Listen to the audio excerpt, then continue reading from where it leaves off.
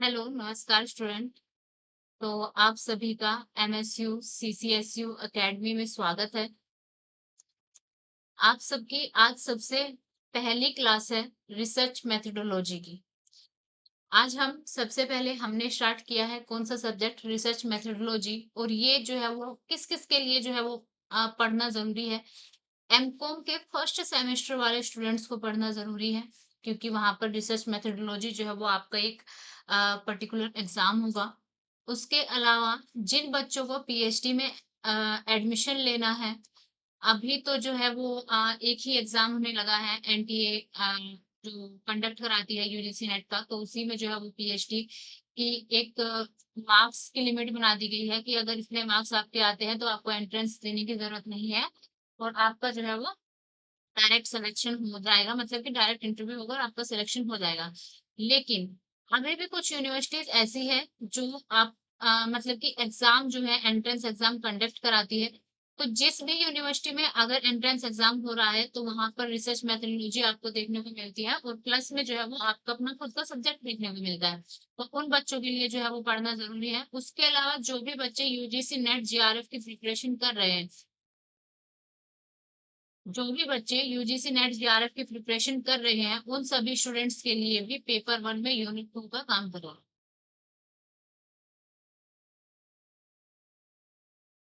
आप सभी को पता होगा यूजीसी नेट जीआरएफ की जो है पेपर वन में टोटल 10 यूनिट्स होती है। 10 यूनिट्स में से हमारी एक यूनिट जो है वो रिसर्च एप्टीट्यूड होती है।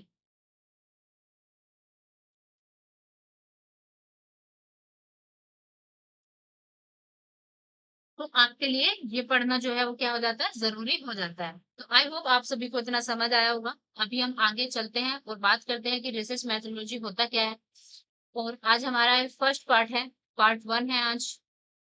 आप सभी अगर चैनल को सपोर्ट करेंगे तो यहाँ पर आपको कंप्लीट जो है वो रिसर्च मैथोडोलॉजी कवर अप कराई जाएगी, और एक रिसर्च मैथोडोलॉजी ही नहीं, इसके अलावा एमकॉम का कोई भी एग्जाम हो, या फिर बीकॉम का कोई भी एग्जाम हो, या फिर आपका पीएचडी एंट्रेंस एग्जाम हो, या फिर आपको यूजीसी नेट जेआरएफ से रिलेटेड भी कंटेंट आपको इस चैनल पर देखने को मिलेगा। तो आप सभी प्लीज चैनल को सब्सक्राइब कर लीजिए, वीडियोस को लाइक करिए, शेयर करिए, और आप जो है वो अगर आपको कोई कमी नजर आती है वीडियोस में कंटेंट में, तो आप जो है वो कमेंट करके अपने सजेशंस जो है वो दे सकते हैं। और अगर क्लासेस जो है वो अच्छे तरीके से रन अप हुई और अच्छे तरीके से जो है वो कंडक्ट कराई गई, तो क्लासेस जो है वो लाइव भी लाई जाएगी आपके लिए वाईटी पर। तो प्लीज सपोर्ट द चैनल और डू योर स्टडी। तो आज हम सबसे पहले पढ़ रहे हैं रिसर्च मैथोडोलॉजी। हमारा सबसे पहला सब्जेक्ट हमारा है रिसर्च मैथोडोलॉजी, और इसकी यूनिट वन में हम आज सबसे पहले क्या पढ़ेंगे। आज हम सबसे पहले रिसर्च को समझेंगे कि रिसर्च होता क्या है। उसके बाद में हम जो है उसकी कैरेक्टरिस्टिक्स पढ़ेंगे और ऑब्जेक्टिव पढ़ेंगे। तो जो जब हम सबसे पहले जाते हैं कि हमारा जो what is the meaning of research, तो सबसे पहले अगर हम रिसर्च के बारे में बात करें, तो रिसर्च देखो ये कैसे बना हुआ है, रिसर्च। तो रिसर्च को हम दो पार्ट में डिवाइड कर सकते हैं, री प्लस सर्च। री प्लस सर्च, री यानी कि again and again, again and again. Again and again का मतलब क्या है कि अगेन एंड अगेन सर्च करते रहना, खोजते रहना कुछ चीजों को, दैट इज रिसर्च। ये जो है क्या होता है, रिसर्च। यानी कि रिसर्च क्या है, यानी कि किसी भी इंफॉर्मेशन के बारे में या फिर किसी भी चीज के बारे में बार बार जो है वो सर्च करते रहना रिसर्च होता है। अब देखो यहाँ पर क्या लिखा हुआ है, research is a systematic and critical inquiry aimed at discovering, interpreting and revising knowledge. कि जो नॉलेज है, अनुसंधान, ज्ञान की खोज, व्याख्या और संशोधन के उद्देश्य से की जाने वाली एक व्यवस्थित और महत्वपूर्ण जांच है। कि अगर आपको कोई इंफॉर्मेशन चाहिए, आपको कुछ डिस्कवर करना है, आपको जो है कुछ इंटरप्रेट करना है, तो आप क्या करोगे, सर्च करोगे, रिसर्च करोगे, बार बार जो है वो करते रहोगे। लेकिन रिसर्च एक प्रोसेस, रिसर्च जो है वो एक चीज है, लेकिन एक सिस्टमेटिक प्रोसेस होती है, जहाँ पर पूरा एक सिस्टमेटिक वे से जो है वो सारी चीजें चलती है, ना कि ऐसे कि आप कहीं पर किसी स्टेप को यूज कर लो, कहीं पर किसी स्टेप को यूज कर लो। नहीं, रिसर्च एक जो है वो पूरी क्या होती है, पूरी पर्टिकुलर स्टेप होते हैं रिसर्च के, और उसके बेस पर ही जो है वो रिसर्च वर्क करती है। जैसे कि हमारे अगर हम रिसर्च के प्रोसेस के ऊपर ही बात करें, तो सबसे पहले आप क्या करते हो, आइडेंटिफाई करते हो किसी भी प्रॉब्लम को। क्या करते हो, आइडेंटिफाई करते हो किसी भी प्रॉब्लम को। जब आप लोग प्रॉब्लम को आइडेंटिफाई कर लेते हो, उसके बाद में आप क्या करते हो, आपको प्रॉब्लम मिल गई, तो आप प्रॉब्लम से रिलेटेड क्या करना स्टार्ट करोगे, लिटरेचर रिव्यू करना स्टार्ट करोगे, एलआर करना स्टार्ट करोगे। मतलब कि जो से रिलेटेड कंटेंट है उन सब चीजों को आप पढ़ना स्टार्ट करोगे, उन सब के बारे में आप जो है वो खोजना स्टार्ट करोगे, किस किसने जो है वो इन सब चीजों के ऊपर रिसर्च कर ली है।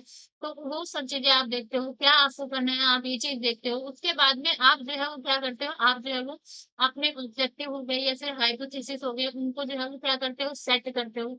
ऑब्जेक्टिव हो जाए या फिर हाइपोथेसिस हो जाए, इन सब चीजों के बारे में पढ़ेंगे, टेंशन नहीं लेना है। ऑब्जेक्टिव कैसे जो है वो हम फाइंड करते हैं, या फिर हाइपोथेसिस जो है हम कैसे बनाते हैं, एलआर कैसे करते हैं, कैसे प्रॉब्लम को फाइंड किया जाता है, इन सब चीजों के ऊपर बात की जाएगी। टेंशन आप लोगों को नहीं लेना है, पढ़ाना मेरा काम है, बस आप लोगों का काम है चैनल को सपोर्ट करना। इसके अलावा जब ऑब्जेक्टिव और हाइपोथेसिस आप लोग बना लेते हो, उसके बाद में आप जो है वो क्या करोगे, स्टडी डिजाइन जो है वो सिलेक्ट करते हो। स्टडी डिजाइन जो है वो आप क्या करोगे, सेलेक्ट करोगे। उसके बाद में जो है वो सैंपल डिजाइन, कि कैसे जो है वो आपको सैंपल कलेक्ट करना है। फिर आप जो है मतलब कि सैंपल, या सैंपल क्या होता है कि जो आपकी प्रॉब्लम को मतलब कि एक ओवरव्यू तरीके से प्रेजेंट करता है। आप उसमें जो है सैंपल लोगे, डेटा कलेक्ट करोगे, डेटा को जो है वो आप इंटरप्रेट करोगे, उसको एनालाइज करोगे, एनालाइज करने के बाद में आप क्या निकालोगे, कंक्लूसिव निकालोगे, आप जो है उस पर एक रिपोर्ट लिखोगे। ऐसे ही पहले बहुत से लोगों ने अपने-अपने किसी की जो प्रॉब्लम होती है, अगर सिमिलर प्रॉब्लम होती है, तो बार-बार जो है ये क्या होती रहती है, बार-बार जो है ये होती रहती है, ये एक साइक्लिकल प्रोसेस जो है वो होती है रिसर्च। रिसर्च कभी भी बंद नहीं होती है, इसीलिए आपको उसमें लिखा हुआ दिख रहा है, रिसर्च, यानी कि बार-बार जो है वो रिसर्च होती रहती है, दैट इज़ रिसर्च। तो ये रिसर्च का मीनिंग मैंने आपको बताया। जो शब्द है रिसर्चर से उत्पन्न हुआ है, जिसका अर्थ है खोज निकालना। जो हमारा रिसर्च है, रिसर्च वर्ड कहाँ से निकल के आया है, रिसर्च वर्ड रिसर्चर वर्ड से निकल के आया है, जिसका अर्थ होता है खोज निकालना। इसमें साइंटिफिक प्रोसेस जो है वो यूज की जाती है, सिस्टमैटिक वे से जो है वो सारी चीजें की जाती है। तो आई होप इतना सबको समझ आया होगा कि मीनिंग क्या होता है। यहाँ पर जो है वो कलिंगर 1986 में हमारे एक जो है वो साइंटिफिक प्रोफेसर थे, साइंटिस्ट थे, उन्होंने जो है वो इसके ऊपर कुछ कहा था। तो उन्होंने कहा था, कलिंगर 1986 वैज्ञानिक अनुसंधान को प्राकृतिक घटनाओं की एक व्यवस्थित, नियंत्रित और अनुभवजन्य और महत्वपूर्ण जांच के रूप में परिभाषित करते हैं। व्यवस्थित दैट मीन्स सिस्टमैटिक, कंट्रोलेबल, अनुभवजन्य एम्पिरिकल, मतलब कि अपने अनुभव के बेस पे जो है वो चीजों को क्या करना, रिसर्च करना, इस रूप में उन्होंने क्या किया था, उसको परिभाषित किया था। एग्जैक्ट डेफिनेशन आपसे जो है वो एग्जाम में कहीं जो है वो बोली नहीं जाती है, कहीं पूछी नहीं जाती है, लेकिन आप लोगों का एग्जाम जो है, जैसे कि हम कहूँ फर्स्ट सेमेस्टर वालों को मैं ले लूँ, तो उनका एग्जाम जो है वो रिटर्न है, तो आप लोगों को लिखना होगा। तो अगर आप एक दो डेफिनेशन अच्छे से लिख दोगे, तो आपका जो है वो आंसर राइटिंग इंप्रूव होगी, और बहुत अच्छे से आप लोग उन चीजों को समझ सकते हो।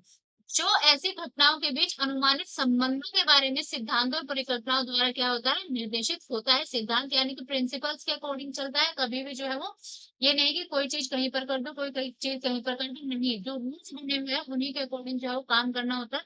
प्रिंसिपल चीज बनानी होती है, और उसी के अकॉर्डिंग क्या किया जाता है, काम किया जाता है। यह परिभाषा इस बात पर प्रकाश डालती है कि अनुसंधान एक सक्रिय लगनशील प्रक्रिया है। सक्रिय यानी कि हमेशा एक्टिव रहती है, हमेशा जो है मतलब कि सिक्लिकल रहेगी, कभी जो है वो बंद नहीं होने वाली चीज होती है। उसके अलावा आता है कि यह साधारण वर्णन से आगे बढ़कर अनुमान, आगमन और निगमन को शामिल करती है, दैट मीन्स डिडक्टिव और इंडक्टिव रिसर्च भी जो है उसमें आपको देखने को मिलेगी। ये सारी चीजें जैसे कि व्यवस्थित हो गया, नियंत्रित हो गया, इंपेरिकल हो गया, अनुभवजन्य हो गया, फिर उसके अलावा चाहे हाइपोथेसिस हो जाए, चाहे डिडक्टिव हो जाए, चाहे इंडक्टिव हो जाए, इन सब वर्ड के बारे में आने वाली क्लासेस में बहुत ज्यादा चर्चा होगी, क्योंकि इन सब फैक्ट से जो है वो क्या होती है, हमारी रिसर्च होती है। कोई हमें जो है वो कैरेक्टरिस्टिक्स में पढ़ने को मिलता है, तो इन सब चीजों के ऊपर क्या होगी, काफी सारी बातें होंगी। तो ये था हमारा अच्छे से मीनिंग रिसर्च का, जो मैंने आप लोगों को अच्छे से करा दिया कि रिसर्च क्या होती है, रिसर्च का मीनिंग क्या है। तो पहले ना 1986 में जो हमारे एक साइंटिस्ट थे, उन्होंने क्या कहा है उसके बारे में भी मैंने आप लोगों को बता दिया। तो अगर अब हम नेक्स्ट जो है वो चर्चा करना स्टार्ट करें, तो हम बात करेंगे अब कैरेक्टरिस्टिक्स ऑफ रिसर्च के बारे में, कि रिसर्च की कैरेक्टरिस्टिक्स क्या होती है। What is the characteristics of research.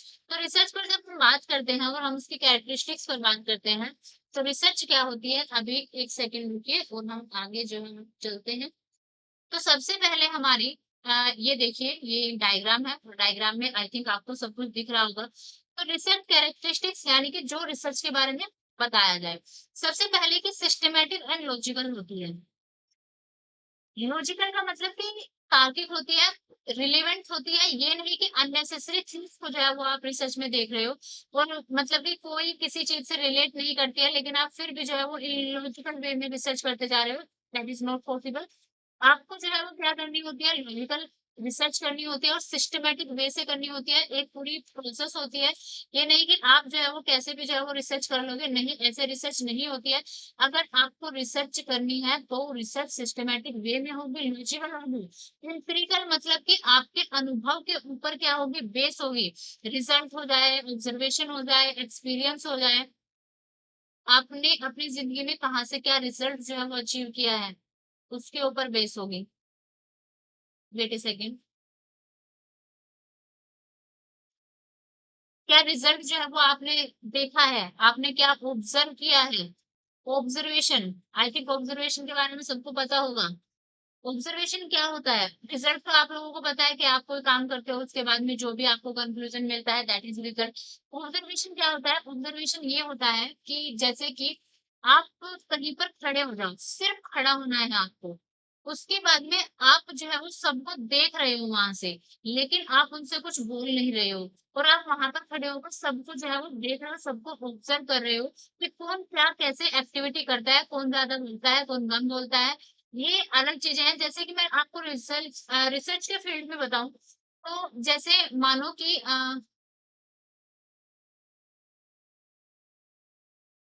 ये पता करना है कंपनी को कि डाबर के प्रोडक्ट जो है वो कितने सेल हो रहे हैं, या फिर डाबर के प्रोडक्ट जो है वो कस्टमर जो है वो बाय कर रहे हैं या फिर नहीं कर रहे हैं। तो ये देखना है, या फिर डाबर के प्रोडक्ट्स जो है वो कितने ज्यादा बाय हो रहे हैं, अदर के बाय हो रहे हैं या फिर नहीं हो रहे हैं। तो क्या होगा, जो डेटा कलेक्ट करने वाला होगा, जो ऑब्जर्वर होगा, वो क्या काम करेगा, वो किसी एक शॉप में जाएगा, ये शॉप है, और वो यहाँ पर जो है वो खड़ा हो गया, यहाँ से कस्टमर आ रहे हैं, यहाँ से कस्टमर्स आ रहे हैं, लेकिन ये कस्टमर से बात नहीं कर रहा है। इसको कस्टमर से बात नहीं करना है, इसको कस्टमर से कुछ भी पूछना नहीं है कि आप जो है वो डाबर के प्रोडक्ट बाय करते हो या फिर नहीं करते हो। अगर डाबर के प्रोडक्ट बाय नहीं करते तो उनकी जगह पे आप किस अलग कंपनी का जो है प्रोडक्ट बाय करते हो, कुछ नहीं पूछेगा। सिर्फ चुपचाप खड़ा रहेगा, खड़ा रह के क्या करेगा, सारी चीजों को ऑब्जर्व करता रहेगा। That is observation. ओके। फिर उसके बाद में आता है ऑब्जेक्टिविटी और रेजर। तो ऑब्जेक्टिविटी क्या होता है, ऑब्जेक्टिविटी होता है कि मतलब कि बायसनेस फ्री होनी चाहिए सारी चीजें। ऑब्जेक्टिविटी मतलब कि बायसनेस फ्री होनी चाहिए, किसी भी चीज की बायसनेस नहीं रखनी है। बायसनेस का मतलब है कि आप किसी एक को ज्यादा अच्छे से ट्रीट करो, दूसरे को ना करो, तो भेदभाव बिल्कुल नहीं करना है, बायसनेस बिल्कुल नहीं करना है। रीजन मतलब कि कठोर नहीं होना है। कठोर जो है मतलब कि कुछ प्रिंसिपल्स जो होते हैं वो बहुत ज्यादा जो है वो जो रिसर्च के प्रिंसिपल्स होते हैं उनके प्रति जो है वो रिसर्च में क्या रहना चाहिए, कठोर रहना चाहिए। लेकिन वहीं पर अगर अच्छी और बेहतर रिसर्च होनी चाहिए तो रिजल्ट के साथ में फ्लक्चुएशन भी होनी चाहिए, कि अगर जरूरत पड़े तो चीजों को फ्लक्चुएट किया जा सके। उसके बाद में आता है रेप्लिकेबिलिटी और ट्रांसमिसेबिलिटी। रेप्लिकेबिलिटी क्या है, कि जैसे आपने कोई रिसर्च की और उसका जो रिजल्ट आया, आपने कोई रिसर्च की और ये कोई रिजल्ट आया, तो आप उसको जो है वो सब पर अप्लाई कर सको। जैसे कि कोविड-19 में वैक्सीन का जो है वो आविष्कार हुआ। कोविड-19 में वैक्सीन का आविष्कार हुआ, वैक्सीन बन गई। वैक्सीन के बारे में कि क्या मतलब कि हर एक इंसान के लिए अलग से वैक्सीन बनाई गई? नहीं, एक बार जब बन गई वो सबके ऊपर रेप्लिकेबल की गई, वो सभी को जो है वो लगाई गई, तो दैट इज़ रेप्लिकेबिलिटी। मतलब कि ऐसी आपकी रिसर्च होनी चाहिए कि जो आपका रिजल्ट आ गया, आप उसको जो है वो सेम सिचुएशन में सभी के ऊपर क्या कर सको, अप्लाई कर सको। ट्रांसमिसिबिलिटी क्या होता है कि आपके पास में जो भी चीज़ें आपने ली है, रिसर्च करते टाइम जो भी चीज़ें आप यूज़ कर रहे हो, में क्या होनी चाहिए, वे जो है वो ट्रांसपेरेंट होनी चाहिए, सबके सामने होनी चाहिए कि हाँ, हमने यहाँ से ऐसे डेटा कलेक्ट किया, हमने यहाँ से ये किया, सारी चीज़ें जो है वो आप लोगों को पता होनी चाहिए, दैट इज़ ट्रांसमिसिबिलिटी। उसके बाद में आता है वैलिडिटी एंड रिलायबिलिटी। वैलिडिटी क्या होता है? वैलिडिटी ये होता है कि एक्यूरेसी कितनी है, आपकी रिसर्च में कितनी एक्यूरेसी है, दैट इज़ वैलिडिटी। आपकी रिसर्च में एक्यूरेसी कितनी है, दैट इज वेरिएबिलिटी। और वहीं पर रियलाइबिलिटी क्या कहती है, वहीं पर रियलाइबिलिटी हमें जो है ये कहती है कि आपकी जो रिसर्च है वो ट्रस्टवर्दी होनी चाहिए। क्या होनी चाहिए? ट्रस्टवर्दी होनी चाहिए, कंसिस्टेंसी उसमें होनी चाहिए, ट्रस्टवर्दी होनी चाहिए, कंसिस्टेंसी होनी चाहिए आपकी रिसर्च में। तो ये जो है वो सारी की सारी आपकी रिसर्च की क्या होती है, आपकी रिसर्च की जो है वो कैरेक्टरिस्टिक्स होती है। इसके अलावा कुछ और भी कह सकते हैं, जैसे कि सिक्लिकल प्रोसेस बोल सकते हो आप।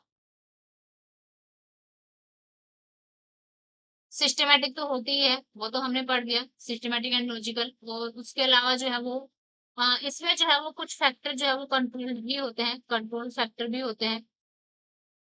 आप रिसर्च में जो है वो कुछ फैक्टर्स को कंट्रोल करके जो है वो देखते हैं कि आपका रिजल्ट क्या आता है, दैट इज कंट्रोल फैक्टर। तो आई होप सबको जो है वो रिसर्च कैरेक्टरिस्टिक्स अच्छे से समझ आई होगी। थ्योरेटिकल वे में भी सारी चीजें लिखी हुई है। अगर आप यहाँ पर देखिए, सिस्टमैटिक एंड लॉजिकल क्या कहता है कि research is structured around the logical sequence problem identification to conclusion. क्या कहा गया है कि एक लॉजिकल सीक्वेंस है, आप प्रॉब्लम के आइडेंटिफिकेशन से लेके कि आपने जो है वो यहाँ पर प्रॉब्लम पहचान ली, और प्रॉब्लम से लेकर आपके कंक्लूजन तक एक क्या चलती है, एक जो है वो पूरी सिस्टमैटिक सीक्वेंस चलता है। जैसे कि हमने क्या किया था, हमने यहाँ पर जो है वो प्रॉब्लम आइडेंटिफाई कर ली थी। प्रॉब्लम आइडेंटिफाई करने के बाद में हमने क्या किया था, रिव्यू लिटरेचर किया था। उसके बाद में जो है वो हमने ऑब्जेक्टिव बनाए थे, हाइपोथेसिस बनाई थी। फिर उसके बाद में हमने रिसर्च डिजाइन देखा था। रिसर्च डिजाइन मतलब कि ब्लूप्रिंट आप अपने रिसर्च का तैयार करते हो। रिसर्च डिजाइन को आप ब्लूप्रिंट के नाम से भी जान सकते हो। उसके अलावा फिर आपने डेटा कलेक्ट किया, डेटा को जो है वो एनालाइज किया, उसके बाद में आपका जो है कंक्लूजन निकला। अब कंक्लूजन में से भी कुछ ना कुछ कंक्लूजन निकल जाते हैं और फिर से रिसर्च स्टार्ट हो जाती है, that is significant process. I hope ये वाला समझ आया होगा। नेक्स्ट पे चलते हैं इंपिरिकल। इंपिरिकल में क्या कहा गया है, अनुभवजन्य अनुसंधान वास्तविकता पर आधारित होता है और उन अवलोकनों और सबूतों पर आधारित होता है जिन्हें मान्य किया जा सकता है। ये नहीं कि अननेसेसरी, ये नहीं कि उन्होंने अपने पास से डेटा जो है वो क्या कर दिया, फैब्रिकेट कर दिया। नहीं, ये सब नहीं चलेगा, प्लेगरिज्म नहीं चलेगा, फैब्रिकेशन नहीं चलेगा, फॉल्सिफिकेशन नहीं चलेगा, कुछ नहीं चलेगा, अननेसेसरी थिंग्स कुछ नहीं चलेगा। एम्पिरिकल यानी कि अपने अनुभव के बेस पर, अपने जो उसने ऑब्जर्व किया है, जो उसके पास एविडेंस है, उनके बेस पर जो है सारी चीजें वैलिडेट होनी चाहिए। उसके बाद में आता है अनुभववाद का यह सिद्धांत मांग करता है कि निष्कर्ष आकलनों पर नहीं बल्कि वास्तविक दुनिया से एकत्र किए गए डेटा पर आधारित हो। वास्तविक दुनिया से डेटा एकत्र करना है, ये नहीं कि आप, मैंने क्या बोला, falsification, fabrication, plagiarism. In terms के बारे में भी हम आने वाली क्लासेस में पढ़ेंगे और इन टर्म्स से रिलेटेड हो सकता है आप लोगों से जो है वो वेरी शॉर्ट क्वेश्चन पूछ लिया जाए।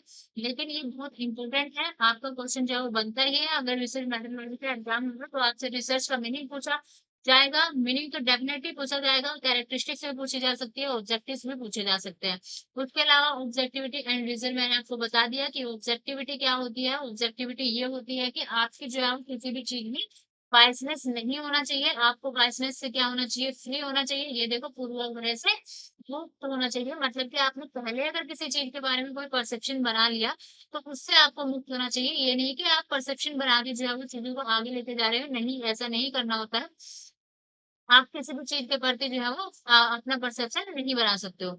उसके अलावा कठोर क्या होता है? कठोरता अध्ययन के सैद्धांतिक मेथोडोलॉजिकल डिजाइन की सावधानियों सटीकता को संदर्भित करती है कि जो सिद्धांत बना दिए गए, जो प्रिंसिपल्स बना दिए गए, या फिर उसके अलावा जो मेथोडोलॉजी बना दी गई कि एक सीक्वेंस है आपके पास में, उसको आपको फॉलो ही करना है। दैट इज रीजन, इसलिए जो है परफॉर्म कहा गया है।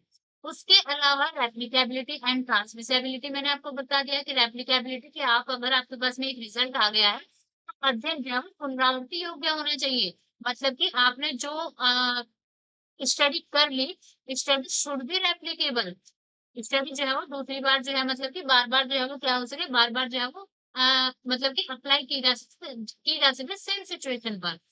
तो आई होप एप्लीकेबिलिटी समझ आया होगा। उसके बाद में आता है ट्रांसमिसेबिलिटी। ट्रांसमिसेबिलिटी क्या कहता है? ट्रांसमिसेबिलिटी ये कहता है कि आपने जो भी चीज़ों को जो है वो यूज़ किया है, वो सारी की सारी चीज़ जो है वो क्या होनी चाहिए? सत्यापित होनी चाहिए, ट्रांसपेरेंट होनी चाहिए। हम सभी को जो है वो दिखाई देनी चाहिए। उसके बाद में वैलिडिटी और रिलायबिलिटी आता है। वैलिडिटी क्या कहता है? एक्यूरेसी को क्या करता है? फाइंड करता है वैलिडिटी। ठीक, आपके पास में जो इंटरनल वैलिडिटी मतलब कि मेनली 2 टाइप्स की होती है, इंटरनल वैलिडिटी और एक्सटर्नल वैलिडिटी। इंटरनल वैलिडिटी क्या कहती है? ये कहती है कि आपने जो ऑब्जर्व आउटकम है आपके पास में, वो मैनिपुलेटेड नहीं होने चाहिए। सही है ना बात?